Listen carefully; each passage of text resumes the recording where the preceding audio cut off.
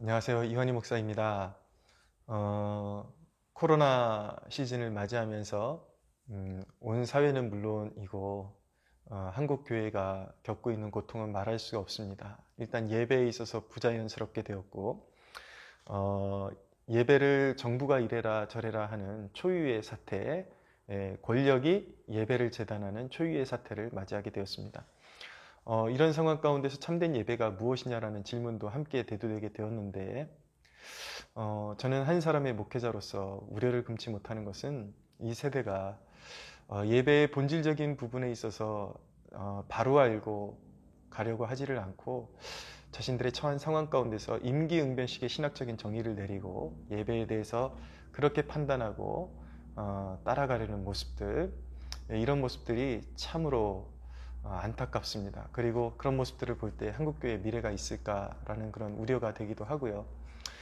어떤 유명한 목회자가 온라인 예배가 제2의 종교개혁이다라고까지 이야기를 했고, 많은 사람들이 그런 육신의 그런 편의를 주장하는 사람들이 거기에 편승하고 위로를 받고, 그것이 마치 정론인 것처럼 그렇게 많은 사람들이 옹호하며 따라가는 모습이 너무나도 안타까웠습니다. 자, 제가 말씀드리는 것은 온라인 예배가 예배로서의 전혀 가치가 없는 것이냐, 그렇지 않다라고 말씀드리는 것이 아닙니다. 이미 한국교회는 코로나 시즌 이전부터 온라인 예배를 활용해 왔습니다.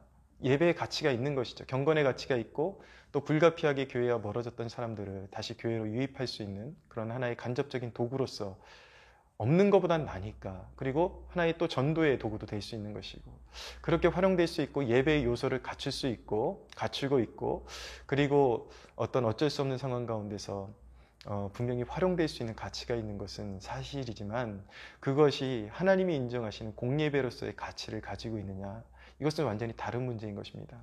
근데 문제는 무엇인가, 이 세대가 임시적으로 활용해야 될 그것을 완전히 이것이 무슨 진정한 예배가 되는 것처럼, 예배의 본질인 것처럼 취급하면서 개인주의적인 자신의 영성을 합리화시키려고 하는 도구로 사용하고 있다라는 것입니다. 여러분, 예배에 대한 참 정의를 짚고 넘어가는 것 참 중요합니다. 참 예배란 무엇입니까? 먼저 우리가 어떤 정의를 내릴 때 어떻게 정의를 내리는 것이 바른 것인가, 좀 다른 사례를 통해서 한번 대입해 보는 것도 필요할 것 같습니다.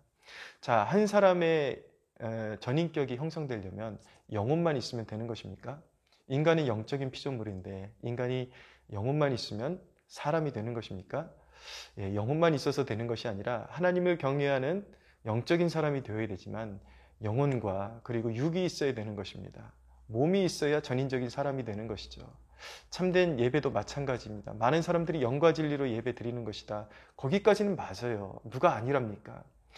그러나 맞는 말도 전체적인 그림에서 미달되면 넘어가는 것도 잘못된 것이요, 미달되는 것도 잘못되는 것입니다. 몸을 빼놓고 사람을 말하는 것은 잘못된 것이죠. 그것은 영적인 것이고, 그것은 뭐 귀신입니까? 사람은 몸이 있어야지 사람인 거잖아요. 참된 예배도 마찬가지인 것입니다. 우리가 영과 진리로 드리지만 그 영과 진리로 드려지기 위해서는 분명히 어떤 격식이 필요하기 마련인 것입니다. 어떤 예전이 필요하기 마련인 것이죠. 찬양도 있어야 되는 것이고 기도도 있어야 되는 것이고 거기에 말씀 선포도 있어야 되는 것이고, 그러나 거기에 가장 그 영과 진리로 드려지는 예배의 몸에 해당되는 것이 무엇입니까? 바로 공동체라는 것입니다. 주님의 몸된 교회가 함께 모여서 예배하는 것, 그것이 가장 중요한 요소라는 것이죠. 여러분, 요한계시록을 처음부터 읽어보십시오. 천상의 예배들, 우리가 이제 앞으로 천국 가서 맞이하게 될 그 예배의 모습이 그대로 거기에 비추어지고 있는데, 거기에 어디에 개인 예배가 거기에 나타나나요? 진정한 예배, 하나님이 인정하시는 공예배라는 것, 또 하나님이 우리를 구원하신 구원의 목적에는 택한 백성들을 모으셔서 그 모임 중에서 예배를 통해서 영광 받으시고자 하시는 하나님의 구원의 계획이 거기에 이제 녹아져 있는 것입니다. 그러니까 하나님의 백성들의 모임을 통해서 많이 참된 예배가 이루어진다라는 것이죠. 구원이라는 것은 무엇입니까? 양우리 밖에 있는 우리를 주님께서 자신의 피로 값주고 사셔서 어둠에서 불러내서 빛으로 인도하시고 주님의 양우리 안으로 우리를 집어넣어 주신 것이죠.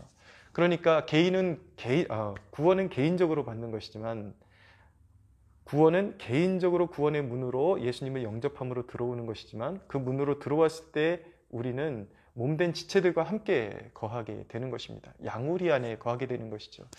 그 양우리 안에서 양떼들이 함께 찬양하고 기도하고 그리고 주님의 말씀으로 충족함을 받는 것, 그것이 바로 참된 예배인 것입니다. 많은 사람들이 예배에 대해서 이 시대에 특별히 사람들이 예배에 대해서 이야기할 때 자꾸 개인 경건의 차원에서의 예배를 이야기해요.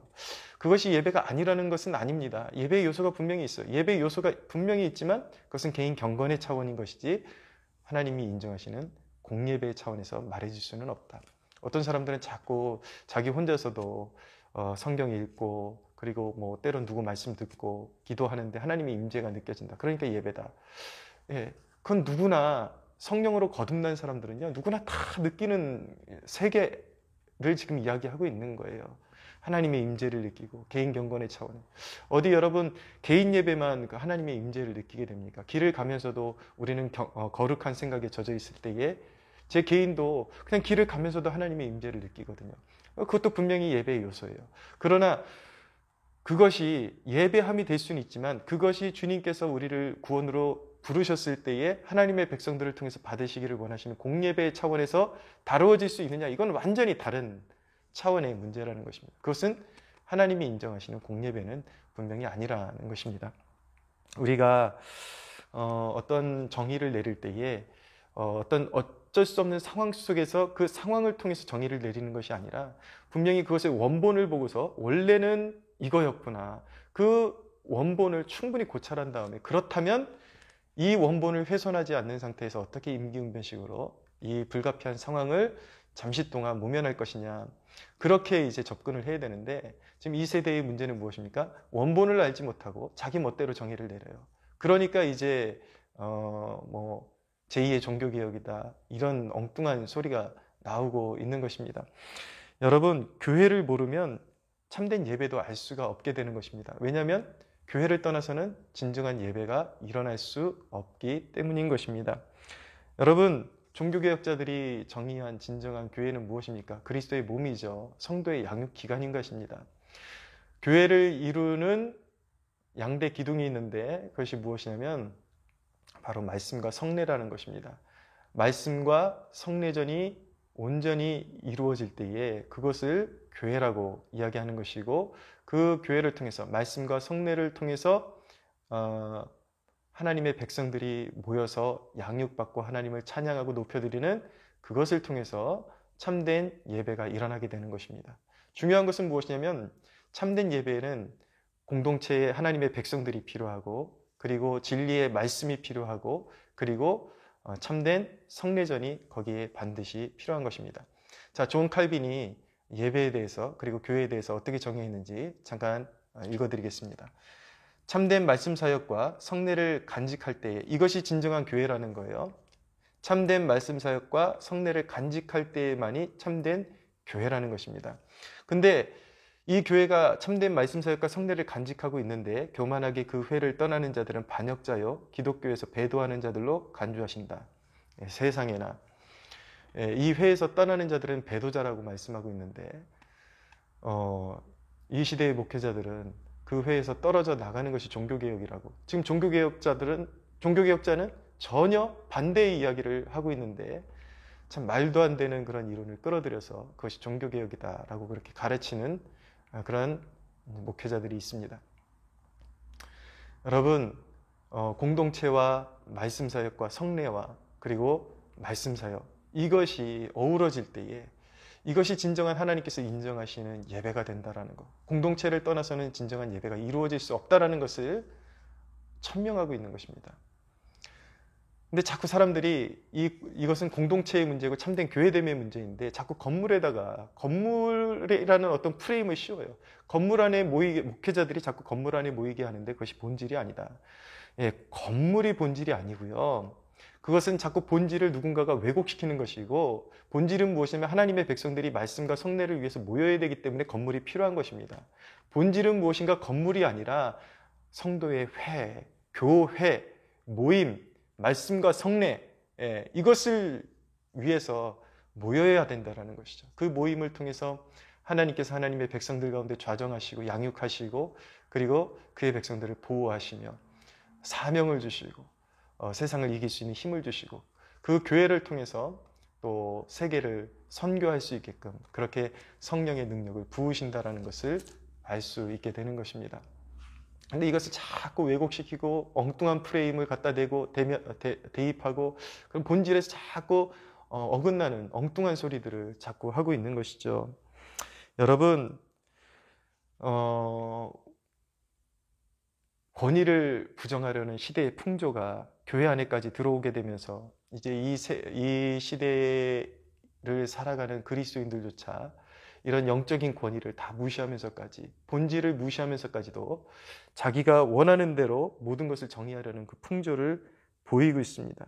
진짜 중요한 것들을 자꾸 부정하려고 그러고 자기 편의대로 그렇게 예배도 정의를 내리고 교회도 정의를 내리고 자꾸 이런 모습으로 간다라는 거예요. 여러분, 이것이 단순히 그냥 온라인 예배가 가능하냐, 가능하지 않느냐의 그런 문제를 떠나서 장기적인 그림으로 봤을 때에 이것은 분명히 교회를 무너뜨리는 그런 어둠의 세력들의 그러한 어떤 플랜과 그리고 어떤 그런 계략들이 분명히 거기에 숨어 있다라는 것을 간파하는 눈이 필요한 것입니다. 여러분, 어디서나 예배가 된다는 것은 맞는 말이죠. 우리는 어디서나 예배 드릴 수 있습니다. 그러나 그것이 자유와 방종으로 그냥 인간의 방종으로 빠졌을 때는 그것은 이단적인 사상이 될 수도 있다는 것을 알아야 되는 것입니다. 마치 여로보암이 베델과 단에 금송아지를 세워놓고 이것이 여호와다. 왜 그가 거기서 세워놨습니까? 예루살렘으로 백성들이 유입되는 것을 이제 막기 위해서 꼭 예루살렘에만 가야지 그것이 예배가 되는 것이 아니라 베델과 단에 금송아지를 세워놓고 이것의 예배에도 하나님께서 받으신다. 인간의 편의대로 거기까지 갈 필요 없다. 인간의 편의대로 예배에도 하나님이 받으신다. 예, 이것이 바로 이단으로 빠지는 초입이거든요. 여러분, 우리가 당연하게 받아들이는 그런 사상들 가운데서도 조금만 더 깊게 들어가면 돌이킬 수 없는 영적인 함정과 어둠이 거기에 있다는 것을 깨닫는 여러분들 되시기를 바랍니다. 사랑하는 여러분, 어쩔 수 없이 여러분들이 주어진 상황에서